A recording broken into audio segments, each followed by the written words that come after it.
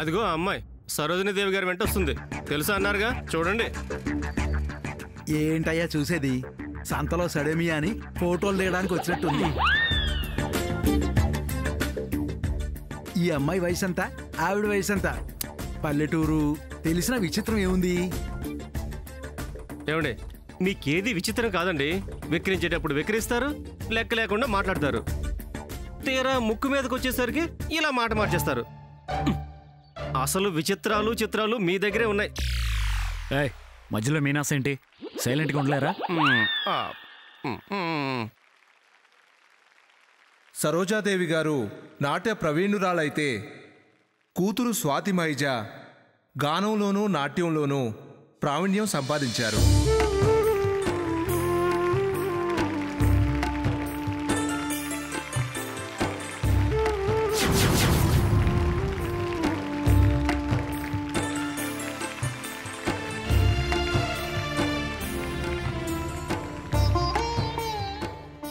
అంటే స్వాతి నా చెల్లెలా? చాలా ఆనందంగా ఉంది. కళాకారిణిగా మనందరికీ ఆనందం పంచుతూ దాని ద్వారా వచ్చే విరాళాలను అనాథాలను ఆదుకోవడానికి ఖర్చు చేయడం సరోజాదేవి గారి గొప్ప మనసుకు తార్కాణం.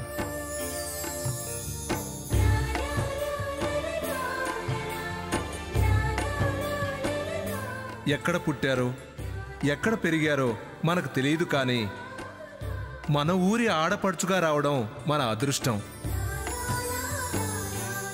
వారి సేవల ద్వారా మన ఊరికి మంచి పేరు తెస్తున్నారు. సరోజాదేవి గారు ఇలాగే ఎన్నో కార్యక్రమాలు చేపట్టాలని మనస్ఫూర్తిగా కోరుకుంటున్నాను.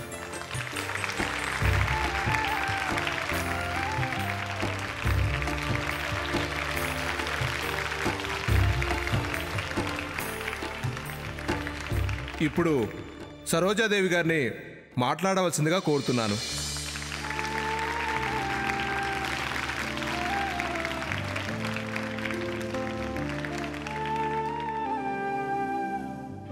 అందరికీ నమస్కారం. మీ ఆదరణకి, అభిమానానికి ధన్యవాదాలు. కళాభగవత్ అనుగ్రహాన్ని తిరిగి ఆయన సేవకే అంకితం చేయటం నా ధర్మంగా భావిస్తున్నాను. ఈ ప్రదర్శన ముఖ్య ఉద్దేశం ఒక అనాథాశ్రమం, ఉచిత విద్యతో కూడిన సౌకర్యాలు కల్పించాలనే ఏర్పాటు చేశాను. దాతలు తమ పెద్ద మనసుతో ముందుకొచ్చి నా ఈ ఆశయ సాధనకు సహకరించాల్సిందిగా ప్రార్థిస్తున్నాను.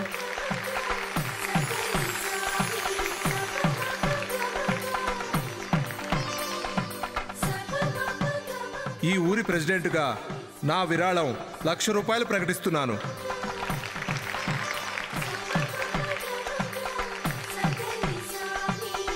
ప్రెసిడెంట్ గారు 50,000. మహేంద్ర గారు 50,000 విరాళాన్ని ప్రకటించారు.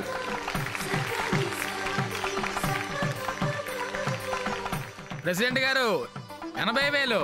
80,000. 90,000. 90,000. ఆకాష్, చెక్ బుక్ ఎలా ఇవ్వు? సార్,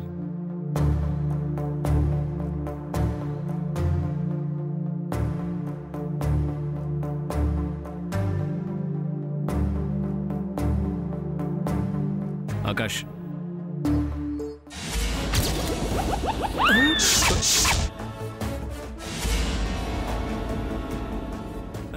సార్ ఈ ఫిగర్ కరెక్టేనా సార్? కరెక్టే, వెళ్ళి ఇచ్చేసిరా. సార్ ఆకాష్, వెళ్ళవయ్యా, వెళ్ళవయ్యా.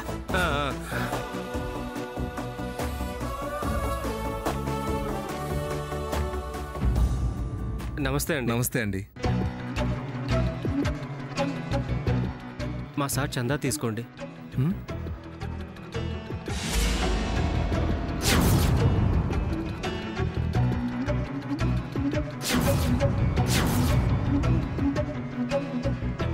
సార్, మీరు అంకెం తప్పేసినట్టున్నారు. మా సారు పొరపాటు పడరు, అక్షరాల్లో కూడా రాశారు, చూడండి. ఎవరండి మీ సారు? అదిగో అక్కడున్నారే, వారే.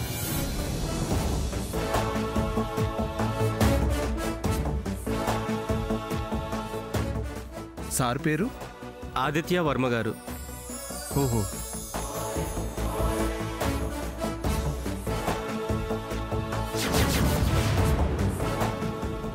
అందరూ ఒక్క నిమిషం నిశ్శబ్దంగా ఉండండి.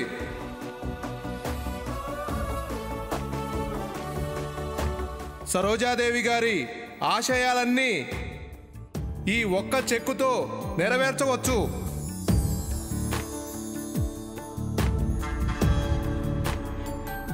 ఆదిత్య వర్మ గారనే మహాదాత చాలా సహృదయంతో గొప్ప విరాళం ప్రకటిస్తూ 25 లక్షల రూపాయల చెక్కు పంపించారు.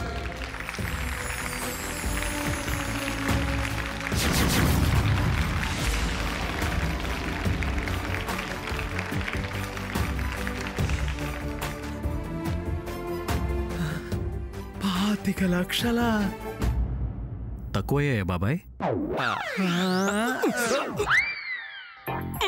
ఏమండి, సొమ్ము వారదండి, మీరెందుకు సమస్యలు పడిపోతున్నారు? పనేమీ లేక వదిలే.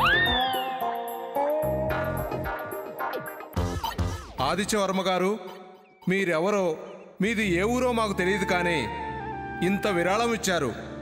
మీరే స్వయంగా వేదిక మీదకు వచ్చి మీ చేతుల మీదుగానే సరోజాదేవి గారికి అందించవలసిందిగా ప్రార్థిస్తున్నాను.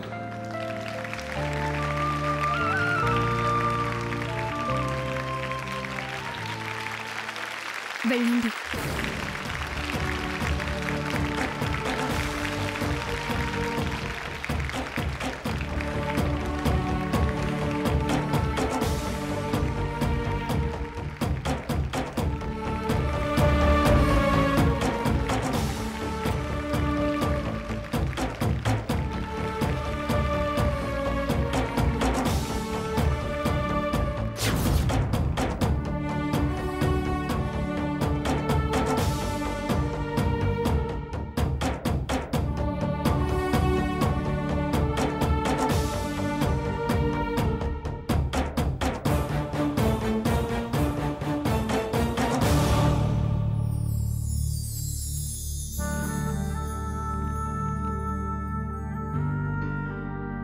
అందరికీ నమస్కారం. నా పేరు ఆదిత్య వర్మ, మాది హైదరాబాద్. నేను ఈ ఊరు ఇప్పుడే వచ్చాను మా పిన్ని గారిని కలవటానికి. వారు ఇక్కడ ఉన్నారని తెలిసి ఇక్కడికి వచ్చాను. ఇక్కడికి వచ్చిన తర్వాత వీరి మంచితనం, సేవాభావం, అనాథల పట్ల వీరికి ఉన్న కమిట్మెంట్, వాళ్ళ కోసం వీరు 116 ప్రదర్శనలు ఇవ్వటం, వాటి ద్వారా వచ్చిన విరాళాలు నిస్వార్థంగా అనాథల కోసం వెచ్చించటం నాకు చాలా గొప్పగా నచ్చింది. అందుకే నిస్వార్థంగా నా వంతుగా ఈ విరాళం ఇవ్వాలని అనిపించింది.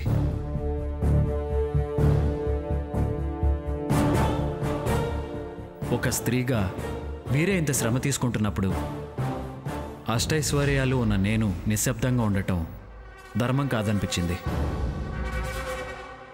అందుకే 25 లక్షలు విరాళంగా ఇచ్చాను.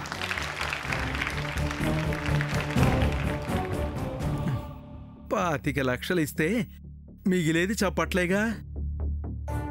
ఏమండి, చప్పట్లంటే అభిమానం, దాన్ని డబ్బుతో కొలత వేయలేం. అన్నిటికన్నా ముఖ్యమైన విషయం, మీరంతా ఆశ్చర్యపోయే విషయం ఏంటంటే, నేను ఈ ఊరు మా పిన్ని గారి కోసం వచ్చాను, వారు ఇక్కడే ఉన్నారు అని చెప్పాను కదా. ఆ పిన్ని గారు ఇంకెవరో కాదు,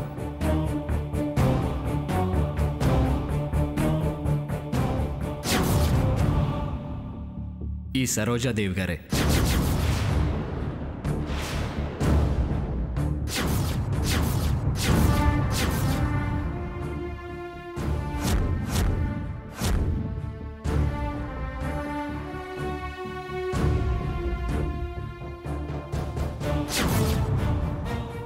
నేను నీ పిన్నినా? ఎవరు నువ్వు? అసలు నిన్నెప్పుడు చూడలేదే. నాకు తోబుట్టువుల్లో కూడా అక్క చెల్లెళ్ళెవరూ లేరు. వదిన గారు,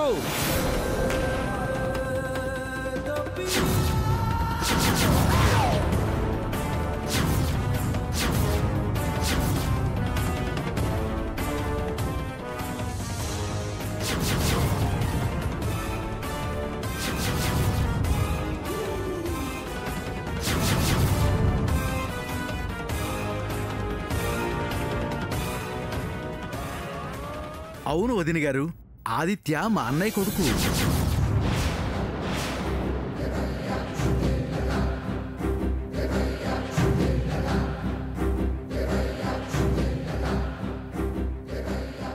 అవును పిన్ని, నేను పరిటాల. ఆపు.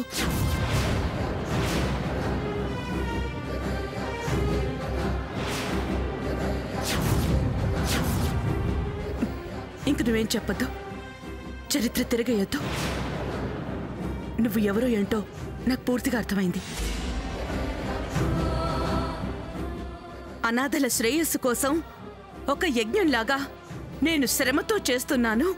నీ సొమ్ముని నేను వాళ్ళకి పెడితే నాకు పాపం తగులుతుంది, వాళ్ళకి నేను కీడు చేసిందాన్ని అవుతాను. ఇదిగో ఈ చెక్కు తీసుకుని వచ్చిందరనే వెనకెళ్ళు.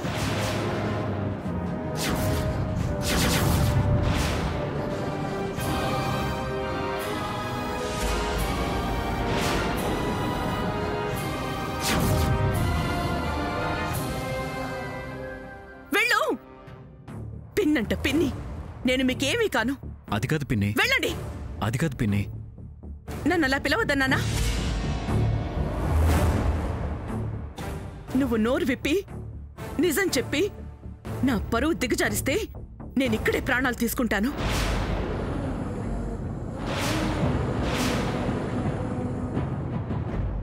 రానే రాదు, రాదు కూడా. మీ మూలంగా నేను అనుభవించిన కష్టాలు చాలు. మళ్ళీ మీతో సంబంధం పెట్టుకుని నా బిడ్డ బతుకు నాశనం చేయదలుచుకోలేదు.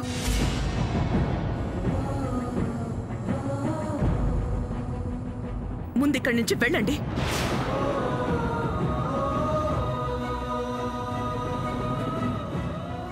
అది కదండి. వద్దంటున్నానా? ఎవరు ఈ విషయంలో తల దూర్చొద్దు. ప్రశాంతంగా బ్రతుకెళ్ళదీస్తున్నాం.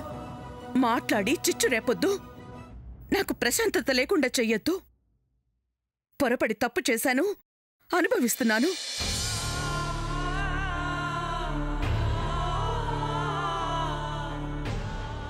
పశ్చాత్తాపపడి మనసు బ్రతుకు కుదుటపరుచుకుంటున్నాను. మీరొచ్చి గతం తలుపులు తెరిచి మళ్ళీ నాకు గుర్తు చేశారు. ఇంకా ఏదేదో మాట్లాడి నాకు బ్రతుకు మీద విరక్తి కలిగేలా చెయ్యొద్దు. నా లక్ష్యం ఆగిపోయేలా నా కూతురుని అనాథగా చెయ్యొద్దు.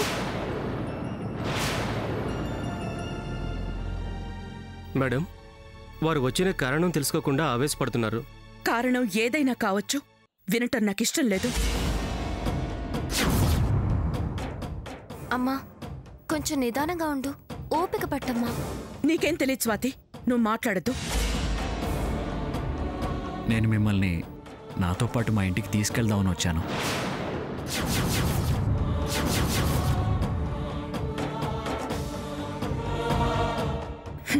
నరకానికైనా నేను ఎముడితో వెళ్తాను గాని ఎవ్వరితోనూ ఎక్కడికి రాను.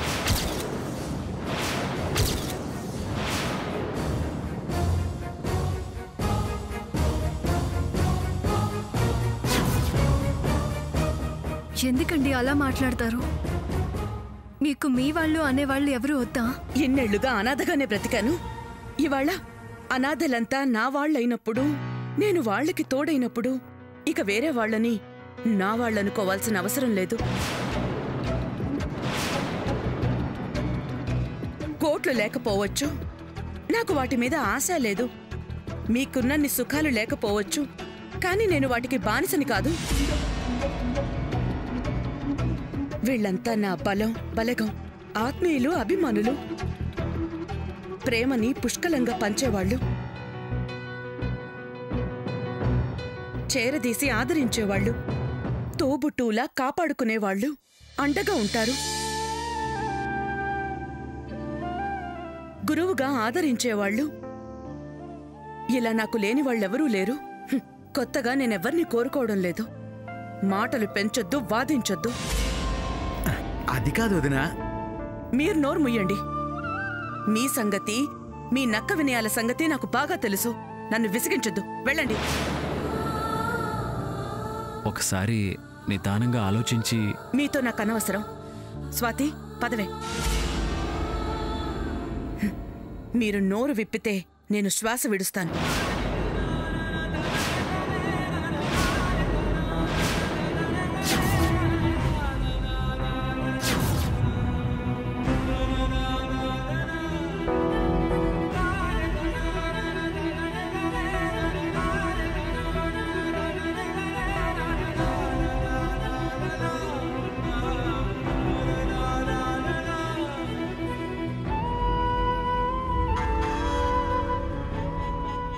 వ్యవహారం చూస్తే ఆదిత్య రాయబారం ఫలించేటట్లేదు. లేక హ్యాపీ, నాకు లాభం.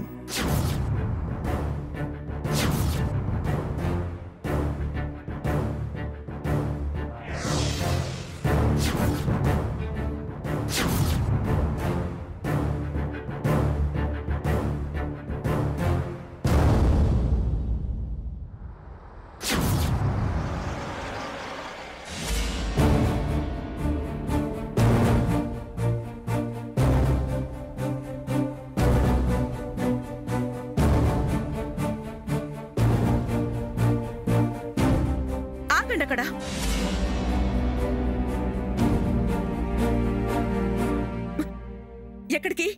ఎక్కడికొస్తున్నారు? కాలు లోపల పెట్టారో నేనేం చేస్తానో నాకే తెలీదు. మర్యాదగా వెనక్కి తిరిగెళ్ళండి. కాదని వచ్చినా, వేధించినా, అల్లరి చేసినా ఊరి పొలిమేరలు దాటించాల్సి వస్తుంది. పిన్ని, వద్దు, నన్ను అలా పిలవద్దు. ఆ పిలిపే నాకు చిరాకు తెప్పిస్తోంది. మీ అమ్మకు చెల్లినా, మీ బాబాయికి భార్యనా? ఎలా అవుతాను నీకు పిన్నిని? ఎవరు పరిచయం చేశారు నేను నీకు పిన్నిని అని? పో అవతలికి. పిన్నంట పిన్ని. పోయిన ఆయనతోనే అన్నీ పోయాయి. ఏం మిగిల్చారని పిన్ని అంటూ వచ్చావు? తనకి చెల్లెల్నిచ్చిపోయారు. తల్లి తర్వాత తల్లి లాంటి వారు. పిన్ని కాక ఏమవుతారు? పిచ్చి కూతులు కూసావంటే నేను సహించను. ఆయన ప్రేమించానని మాటిచ్చి పెళ్లి కాలేదని అబద్ధం ఆడి నా మెడకు ఉరితాడు బిగించాడు.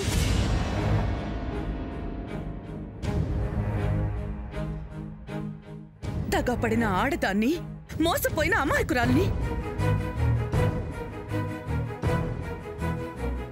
పసిపిల్ల తల్లినని కూడా చూడకుండా మీ అమ్మ నన్ను భయపెట్టి నన్ను నా ఊరికి, నా వాళ్ళందరికీ కాకుండా దూరం చేసింది.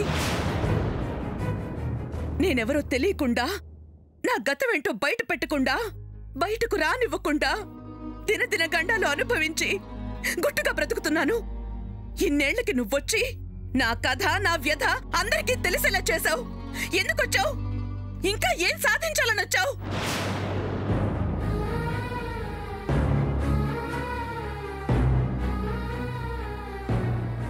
నీ తండ్రి చేసిన మోసం, మీ అమ్మ కొట్టిన దెబ్బ చాలేదని మళ్ళీ నా కూతుర్ని ఎగతాళి చేయాలనా?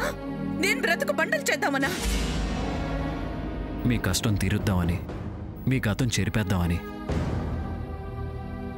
స్వాతిని నా చెల్లెలుగా సమాజానికి పరిచయం చేసి మంచి భవిష్యత్తు ఇద్దామని.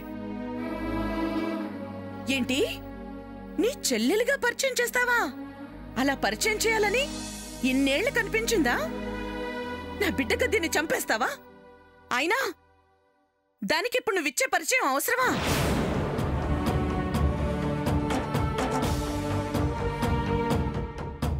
ఏమని పరిచయం చేస్తావు? ఎవరిని పరిచయం చేస్తావు? మీ నాన్న ఉంపుడు గత్తె కూతురనా? లేక మీ నాన్న మోసం చేసి పెళ్లి చేసుకున్న రెండో భార్య కూతురనా? ఆ రెండిట్లో ఏదన్నా నా స్థానం విలువ తక్కువదే అవుతుంది. ఇంతకాలంగా మాకు మేం బ్రతకలేదా? ఇక ముందు కూడా బ్రతుకుతాం. ఇన్నేళ్లుగా పోషించిన దాన్ని దీన్ని అత్తారింటికి సాగనంపలేనా? నీ సాయం, సానుభూతి మాకేం అవసరం లేదు. అయినా సడన్ గా మేమెందుకు గుర్తొచ్చావు? నువ్వెందుకు ఓడిపడ్డావు?